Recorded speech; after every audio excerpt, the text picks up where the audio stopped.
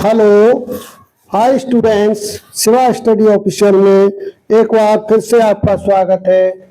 जैसा कि आपको पता है, मेरे चैनल का नाम है शिवा स्टडी ऑफिशियल और मेरा हैंडल है @शिवदयाल सर 1567 और दूसरा हैंडल है @शिवदयाल सर 2577। आप मेरे चैनल्स को अधिक से अधिक लाइक और सब्सक्राइब करें।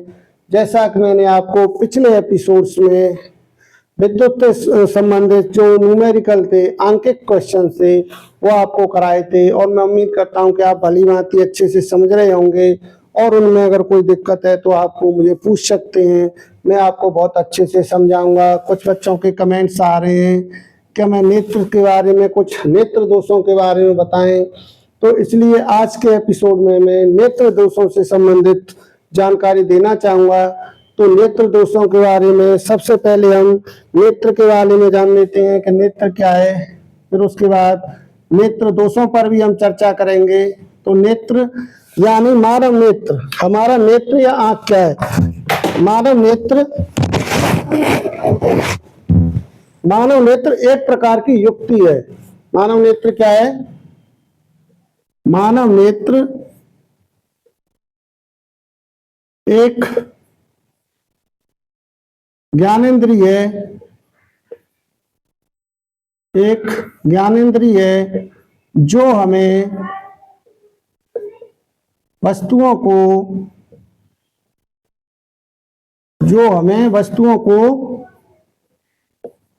देखने में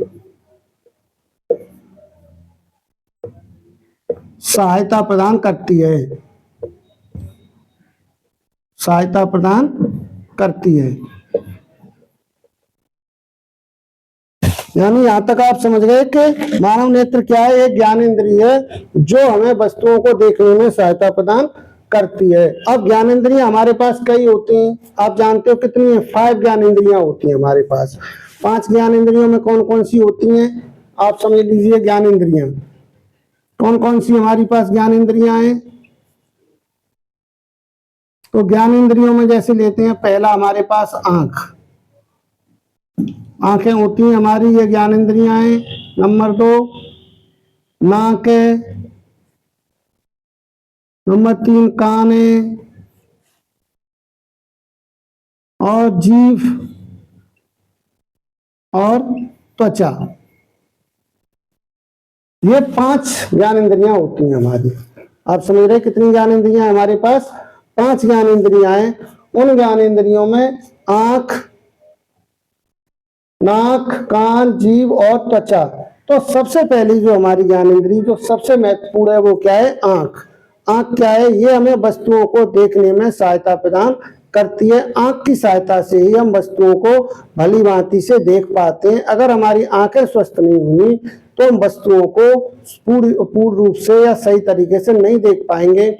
और अगर किसी कारणवश हमारी आंखों में कोई दोष उत्पन्न हो जाता है, यानी दूर और पास की वस्तुओं में स्पष्ट दिखाई नहीं देती हैं, तो उसे हम नेत्र दोष कहते हैं। अब नेत्र दोष के बारे में, हमारी जो आंखें स्वस्थ रूप से हैं, तो हमारी जो आंखों की क्षमता होती है, आंखों की क्षमता क्या है? हम जो है 25 सेंटीमीटर से लेकर अनंत तक, 25 सेंटीमीटर से लेकर अनंत तक की वस्तुओं को हम स्पष्ट रूप से देख सकते हैं अगर हमारी आंखें बिल्कुल स्वस्थ है। तो 25 सेंटीमीटर क्या है? इसको हम निकटतम स्पष्ट बिंदु की जो निकटतम दूरी है वो कितनी है? 25 सेंटीमीटर। स्पष्ट बिंदु की निकटतम दूरी, स्पष्ट बिंदु की जो निकटतम दूरी है वो कितनी होती है? 25 सेंटीमीटर। यानी 25 सेंटीमीटर से कम जो वस्तु है 25 सेंटीमीटर पर रखी है तो हम उसे स्पष्ट देखेंगे। अगर इससे पहले रखी है तो वस्तु हमको स्पष्ट दिखाई नहीं देगी, और अगर इससे अधिक दूरी पर है तो हमें देगी। और अनंत तक हम स्वस्थ नेत्र वाले व्यक्ति हैं तो देख सकते हैं। किसी कारणवश अगर हमें 25 सेंटीमीटर पर या उससे दूर रखी हुई वस्तुएं स्पष्ट दिखाई नहीं दे रही हैं तो इसका मतलब हमारी आंखों में कुछ दोष उत्पन्न हो गए। उन दोषों को नेत्र दोष कहते हैं। अब यहाँ पर जानेंगे नेत्र दोष हमारे जैसे कितने कितने प्रकार के हैं। तो नेत्र दोषों में जैसे नंबर फर्स्ट हमारा आता है निकट दृष्टि दोष, निकट दृष्टि दोष। नंबर 1 हो गया निकट दृष्टि दोष, और नंबर 2 हो गया दूर दृष्टि दोष। निकट दृष्टि दोष, दूर दृष्टि दोष, और नंबर 3 या 3 हो गया जरा दृष्टि दोष।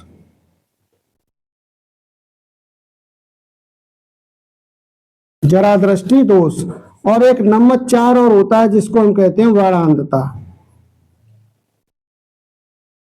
इस प्रकार से 4 प्रकार के मेन दोष इसमें बताए गए हैं, निकट दृष्टि दोष, दूर दृष्टि दोष, जरा दृष्टि दोष और वर्णांधता। तो यहाँ तक हम ये इतना समझ गए। अब इसके बाद हम चारों ही प्रकार के दृष्टि दोषों के बारे में इसी में आगे जो है स्पष्ट रूप से जानेंगे कि किस किस दोष में क्या क्या परेशानियां आती हैं। तो अब यहाँ तक आप समझ गए हैं। अब इससे मैं इसको रफ कर देता हूँ और आगे आपको बताऊंगा।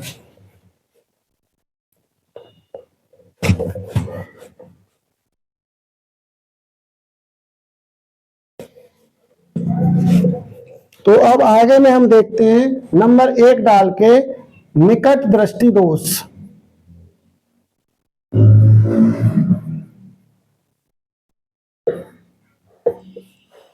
निकट दृष्टि दोष। तो निकट दृष्टि दोष में क्या होता है, इस प्रकार के दोष में, इस प्रकार के दोष में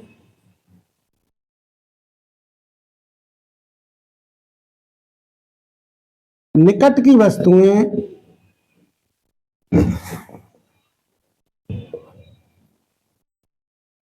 स्पष्ट दिखाई देती हैं, स्पष्ट दिखाई देती हैं, परंतु दूर की वस्तुएं, परंतु दूर की वस्तुएं स्पष्ट दिखाई नहीं देती हैं। नहीं देती हैं। यानी इस दोष का क्या मतलब है कि इस प्रकार के दोष में निकट की वस्तुएं स्पष्ट दिखाई देंगी लेकिन दूर की वस्तुएं स्पष्ट दिखाई नहीं देती हैं। अगर इस प्रकार का दोष उत्पन्न हुआ है तो उसे हम कहेंगे निकट दृष्टि दोष। अब इसका जैसे कारण, इसका कारण क्या है, कुछ कारण भी होगा। तो इसका जो कारण बताया गया है,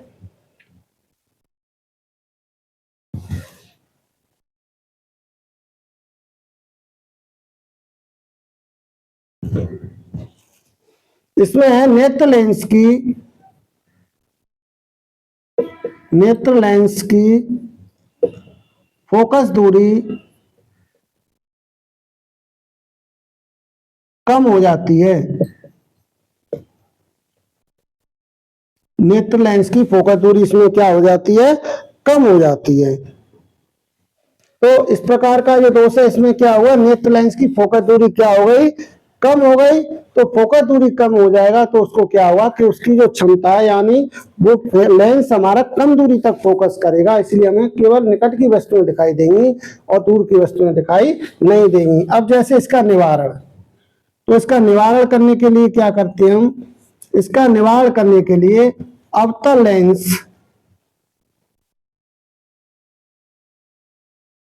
से बने हुए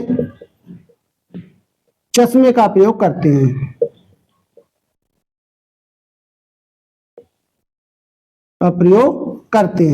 यानी इस प्रकार के दोष में क्या होगा, अवतल लेंस से बने हुए चश्मे का प्रयोग हम करेंगे। ये हमारा हो गया निकट दृष्टि दोष। अब इसके बाद लेते हैं दूसरा दूर दृष्टि दोष। तो दूर दृष्टि दोष में क्या है, दूर दृष्टि दोष। अब देख लो, नाम से ही समझ लो, इसमें क्या होगा, दूर की वस्तुएं स्पष्ट दिखाई देती हैं।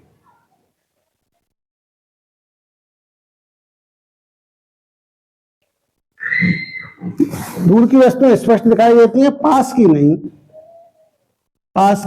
नहीं, यानी पास की स्पष्ट दिखाई नहीं देती हैं, इस प्रकार के दोष में। अब इसका जो कारण है वो क्या होगा, इस दोष का जो कारण है हमारा क्या है, इसका उल्टा कर दीजिए। इसमें क्या होगा, नेत्र लेंस की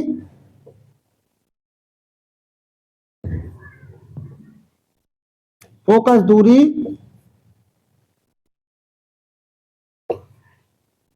बढ़ जाती है। इसमें क्या हुआ, नेत्र लेंस की फोकस दूरी बढ़ जाती है, जिसके कारण हमें केवल दूर की वस्तुएं दिखाई देती हैं, पास की वस्तुएं नहीं दिखाई देती हैं। अब इसका जैसे हमें निवारण करना है, तो इसका निवारण करने के लिए क्या करेंगे, इसका निवारण करने के लिए इसका विपरीत ले लीजिए। उत्तल लेंस से बने चश्मे का प्रयोग करते हैं।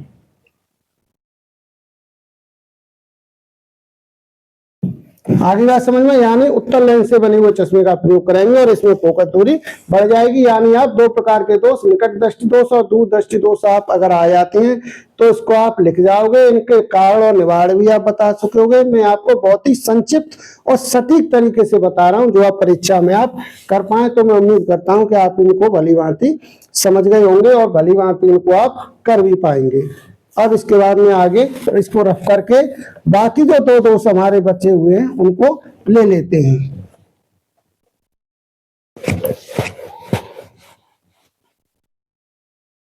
अब इसके बाद जो अगला हमारा तीसरा नंबर है जरा दृष्टि दोष, उसमें लेंगे जरा दृष्टि दोष क्या है। तो नंबर थर्ड है जरा दृष्टि दोष।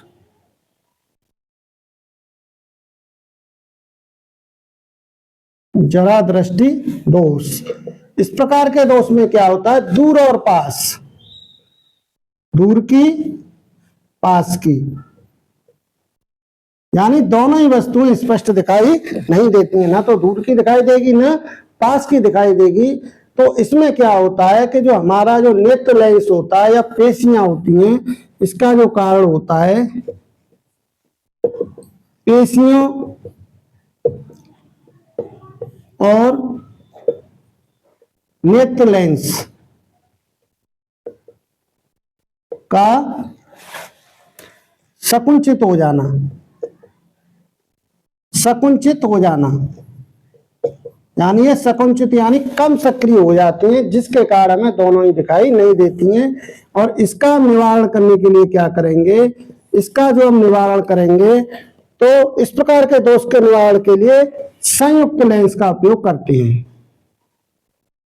संयुक्त लेंस से बने चश्मे का प्रयोग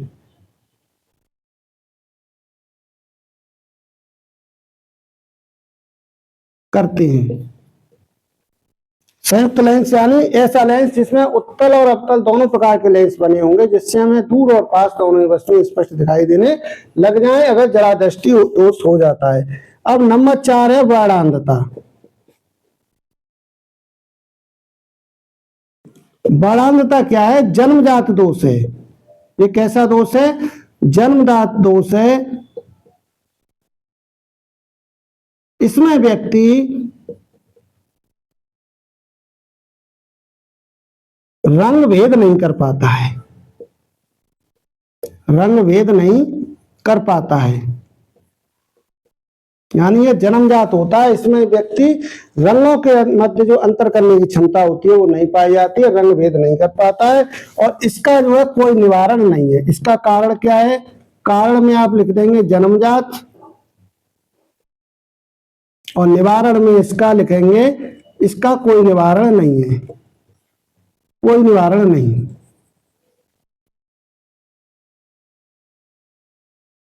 तो यहां तक आप समझ गए होंगे। आज मैंने आपको दृष्टि दोषों के बारे में बताया, दूर दृष्टि दोष और निकट दृष्टि दोष और जरा दृष्टि दोष और बाणांधता। मैं उम्मीद करता हूं आप इसको बहुत ही अच्छी भांति से समझ गए होंगे। और इसमें अगर कोई वो हो समझ में नहीं आया हो तो आप मुझे और पूछ सकते हैं, मैं आपको कोशिश करूंगा कि अच्छे से समझाऊं और बताऊं। ये बहुत ही इंपॉर्टेंट टॉपिक मैंने आपको कराया है। इसमें से एक जो है कोई न कोई दृष्टि दोष जरूर आएगा, आप इसको याद रखें। बोर्ड परीक्षा में 100% नहीं 200% एक कोई न कोई आएगा, आप उसको करें। इसी के साथ मेरे चैनल को अधिक से अधिक लाइक और सब्सक्राइब करें और इसी के साथ आज के एपिसोड में इतना ही काफी। Okay bye, take care.